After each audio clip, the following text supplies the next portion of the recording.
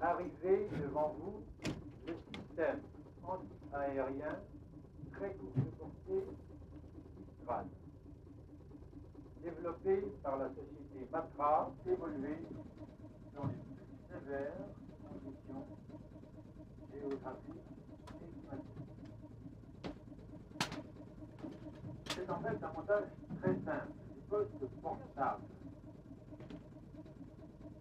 Devant nous, l'équipe de pièces démonte le poste du véhicule et le met en marche à terre.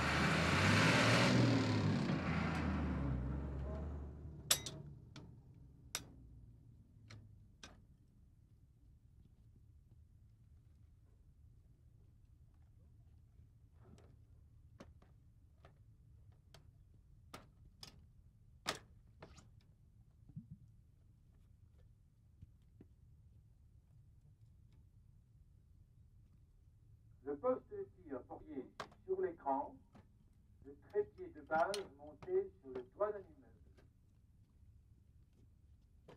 Ces deux configurations, à terre ou sur véhicule, donnent beaucoup de souplesse dans l'emploi du système. Vous voyez maintenant sur les écrans le tir d'un missile. Sa portée est de 5 km. Il se dirige automatiquement sur la cible sans que le tireur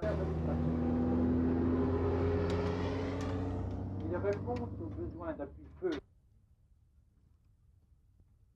et les efforts d'amélioration de l'équipement des Station très rapide de l'ensemble.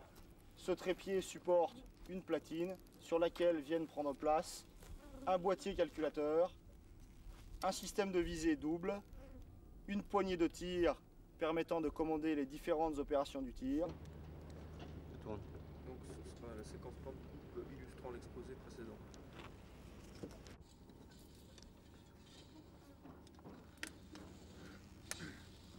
Le refroidisseur. Ok. Ensuite. L'autodirecteur. L'autodirecteur, c'est toute la partie là.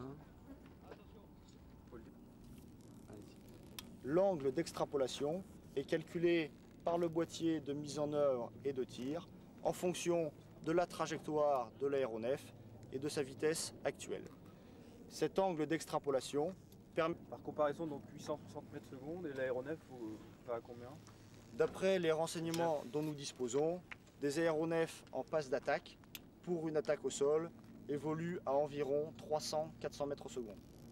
Si bien que lorsque l'on tire un aéronef en secteur avant, c'est-à-dire se rapprochant de l'équipe de pièces, les deux vitesses s'additionnent, ce qui permet un impact non seulement très puissant, mais très rapide.